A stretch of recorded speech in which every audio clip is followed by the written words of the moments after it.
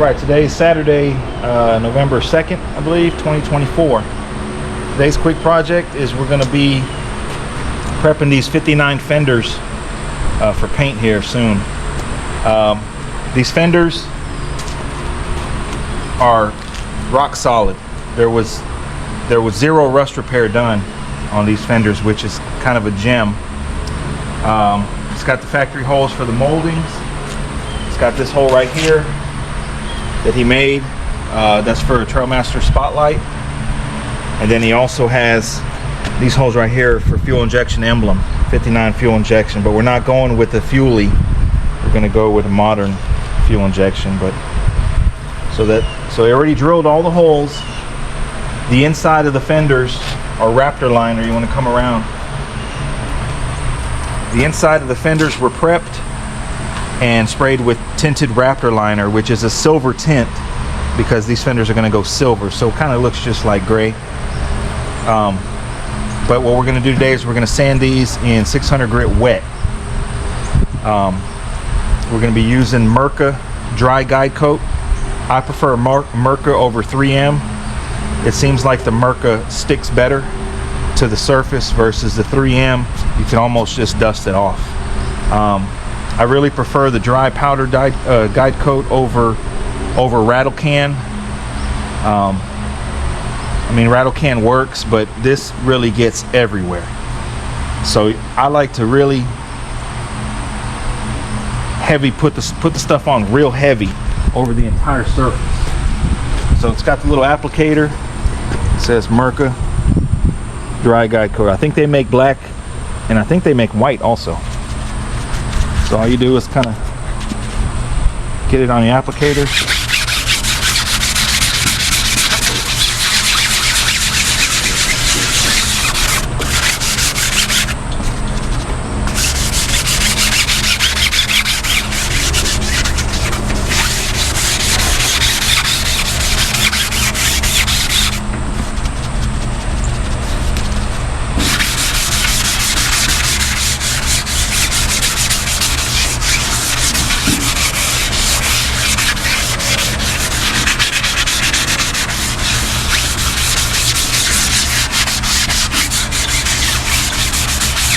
As you can see, I go real heavy with it.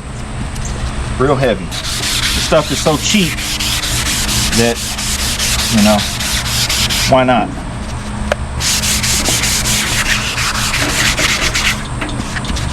Whenever you're applying it, you can see how it has these grooves that the powder would jump out of or flip it over, but I like to shake it like that, then rotate it. And rotate it. That way it's getting the whole area. You see what it just did?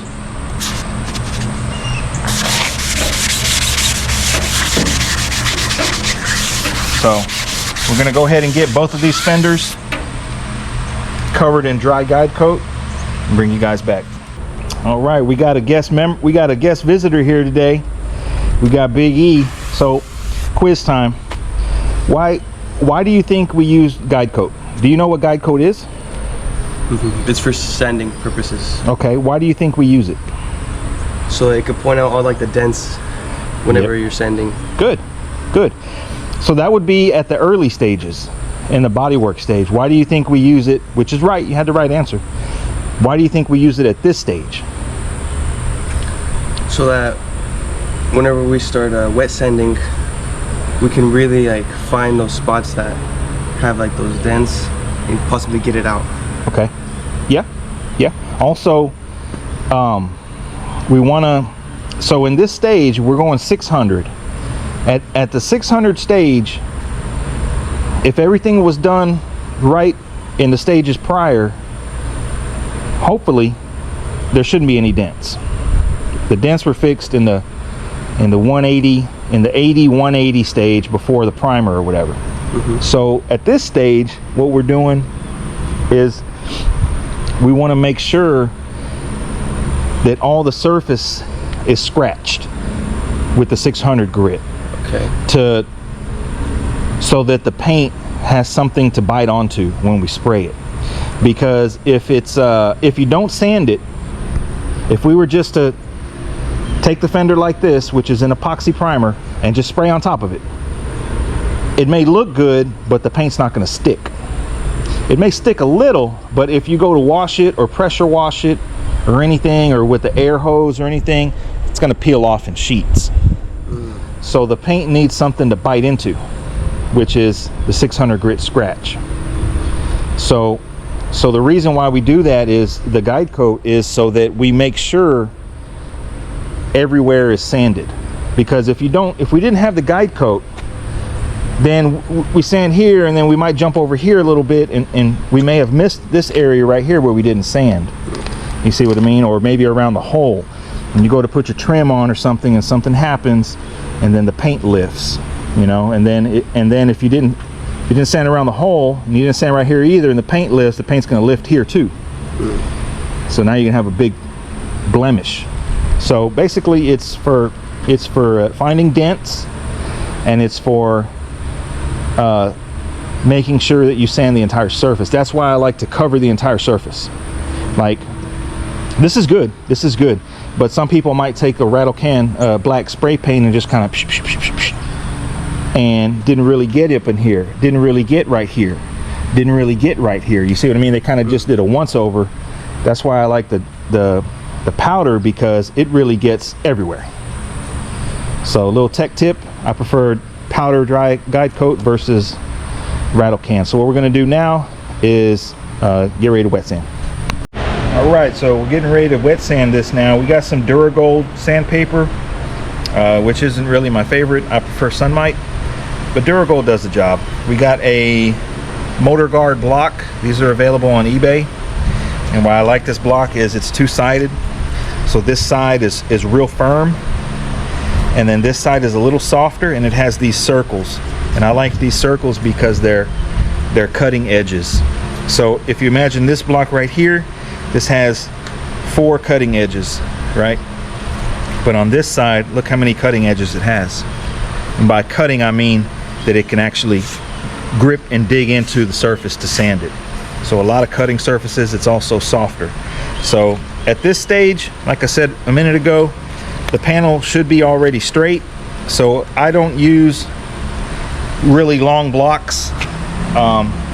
Just use a hand block. This is what, 5 inch, 4 inch, 5 inch, 4.5, and this is fine. This is fine. The panel's already straight. It was straight, you know, in the 180 stage, 80, 180 stage.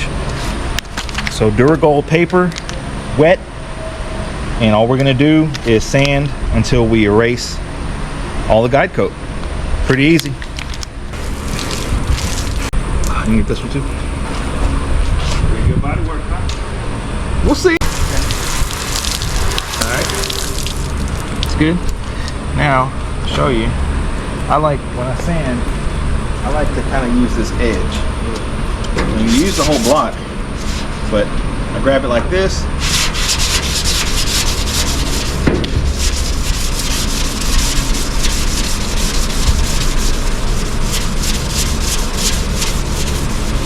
Spray it.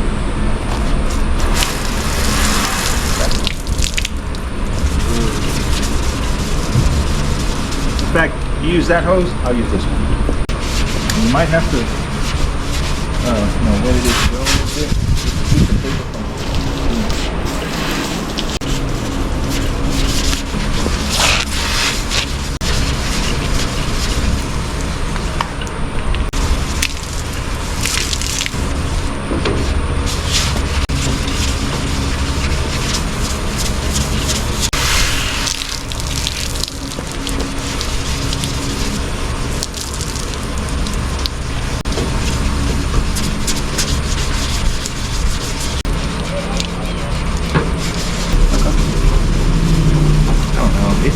There's a difference in quality of sandpaper and the way it sands. Like with this, you know, you kind of have to go over the area like 5 times before you erase it on. You know what I mean? Like, just find yourself going over the same area multiple times to remove it all. That's where the difference in the quality of sandpaper. Whereas this is cheaper, you know, cheaper sandpaper. And it still does the job, but it takes more time and more work. So is it better to spend more money and get better quality paper and spend less time doing it, or save some money if you've got a bunch of time? You know, save money buying cheaper paper. Also, sometimes the sandpaper, it could be advertised as 600 grit, but you'll find that the scratches might be more coarse than other 600 grit brands.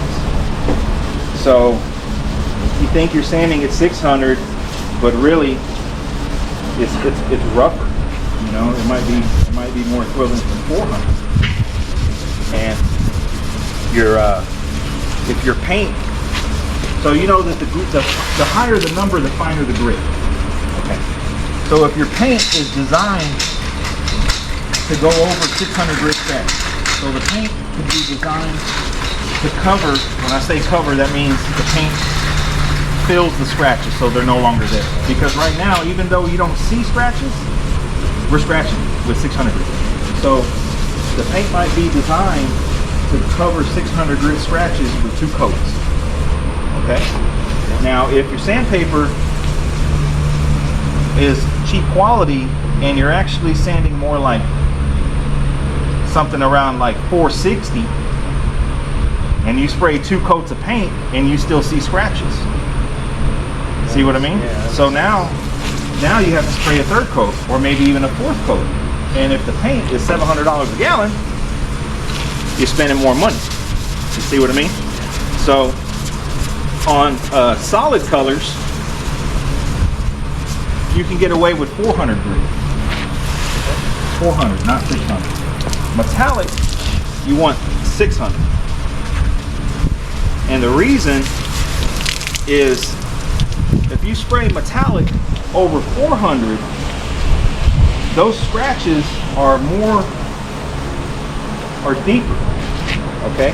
And then your little metallic, that basically it's like microflake, they're gonna land in those scratches instead of landing flat. Imagine this is the microflake. When you spray it, you want it to be like that.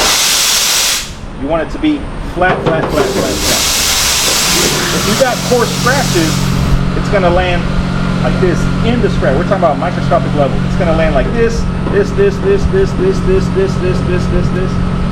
and it's gonna look blotchy. You're gonna see the scratches. So you want your metallic to look flat, just like that. So you need a flat surface. This is what we're doing. It's quite a process. It's a science behind it. Then, I mean, you know, it all depends on how good is the fender when you started. You know, like this is really good.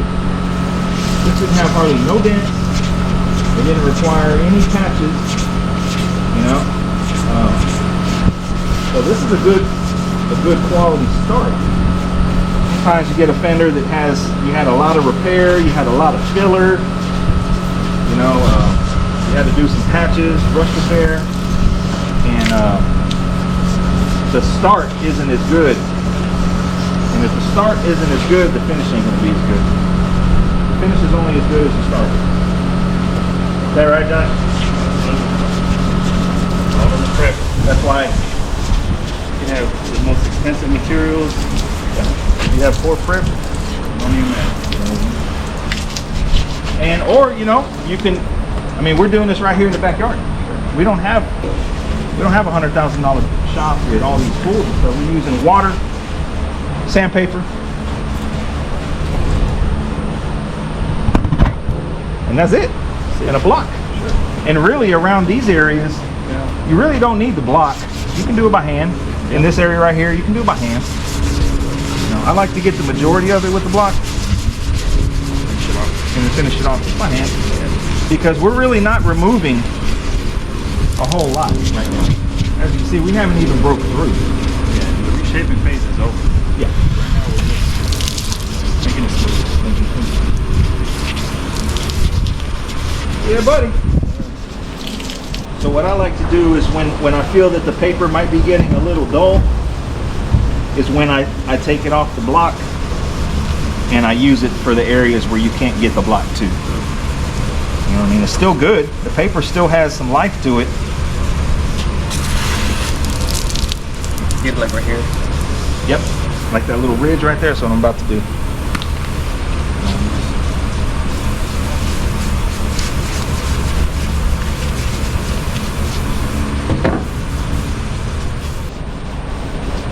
Another important thing is before we seal it, when we're getting ready to paint it, before we seal it, I like to go over all these holes that are, well, they're from the factory, but some of them he drilled with a drill bit, and make sure there's not a bunch of extra material. For example, this right here, that right there, it could be tape, or it's actually Raptor, because we taped on top and he sprayed the Raptor. So that's just Raptor that bridged. When we go to paint, we want to make sure that's not there. Here it's not that crucial, but on some cars, that if you paint over that and then you go to put your trim on, you're talking about primer, 3 or 4 coats of paint, 3 or 4 coats of clear. You might flow coat it, so 3 more coats of clear. That hole is actually smaller now because it has all that material. So you go to put your trim on, it could flake the paint. I know, because that's happening. So you want to make sure that you don't have a lot of buildup on your holes, on your edges. You know, and really, you don't realize that until the car could be painted for a year, and you're finally getting around to put it together. And you're like, damn, I didn't think of that. You know.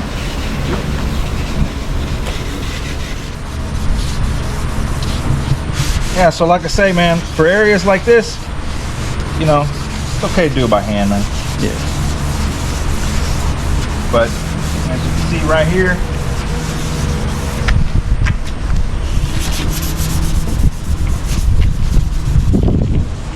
rinse it off here.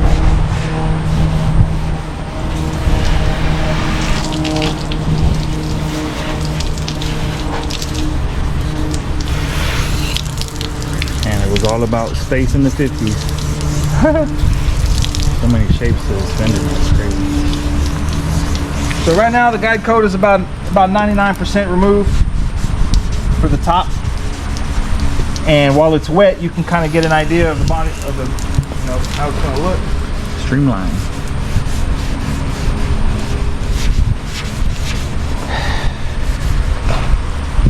So for the lower, that's where we work smart, not hard. And sit down.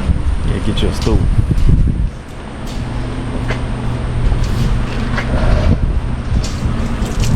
Since we got a young man on this side, he don't need to sit down. I'll be fine. He prefers doing it on a handstand.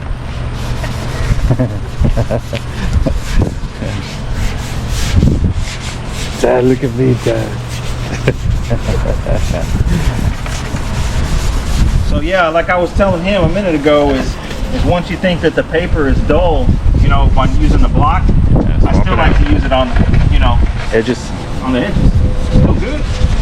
You really stretch your materials out, Yeah, I mean, we're not shaping anything at this point. We're just making it smooth. That's it.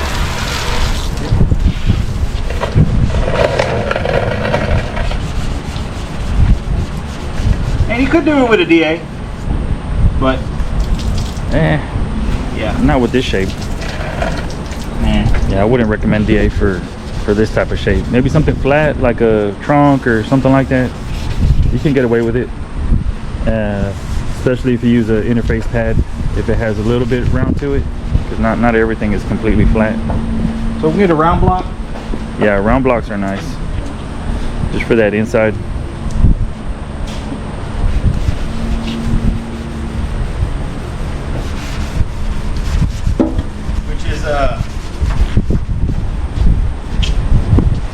I guess that's an oxymoron.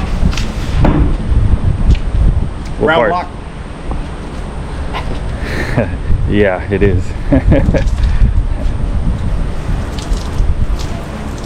I I don't know what else you would call it. Yeah, I mean, A round sanding tool. 2 negatives. This is just Durablock that I cut down.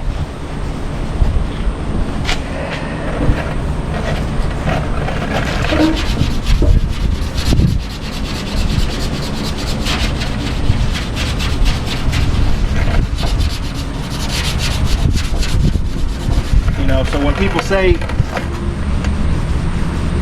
I mean, the paint job is really all in the prep, man. It's 90% prep, 10% spraying. So when people wonder why a paint job costs $10,000 or, you know, $7,500 or whatever, look at the amount of time it takes. Yeah, really.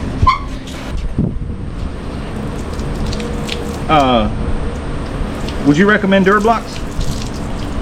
I like Durablock. If somebody would say, man, I want to paint my car, it's my first time doing it, I don't want to spend $5,000 on tools. Yeah. I mean, honestly, it's the person behind the block. It's the skill behind the block. Okay. Durablocks to me are good. Okay. I like them.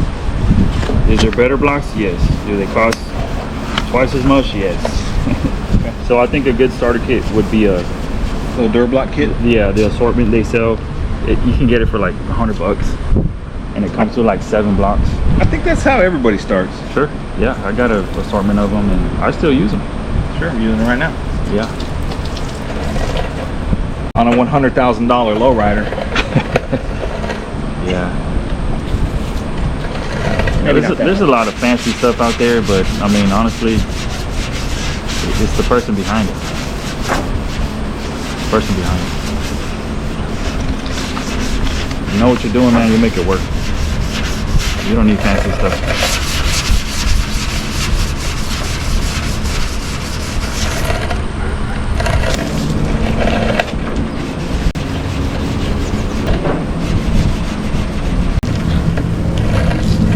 I swear, man. You can't ever buy a water hose that lasts. They'll freaking win. I'm ready to hang that trunk, man, if y'all ready.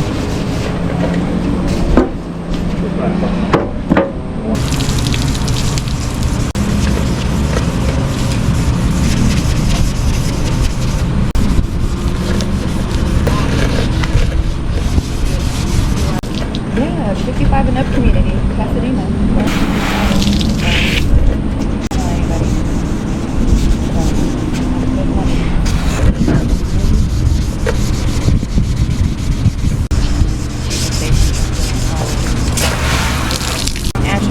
It's on there. Yeah, it's that Milwaukee Sharpie. I'm soaking wet. She's been asking. All right, so this was a full day. We got the fenders in 600 grit, what you call 600 grit. It's been sanded, both fenders. We went ahead and did the doors also, same process. Guide coat the entire thing, wet sand 600. We also did the hood, which is over there, but it's complete. These doors have already been jammed with silver. That's going to be the main color of the car, I guess you can say, is going to be this silver. Is it a particular silver? It's called a liquid platinum. Liquid platinum. Yeah, off the Infinity. Off an Infinity. Both colors are off an Infinity? Yeah. Okay.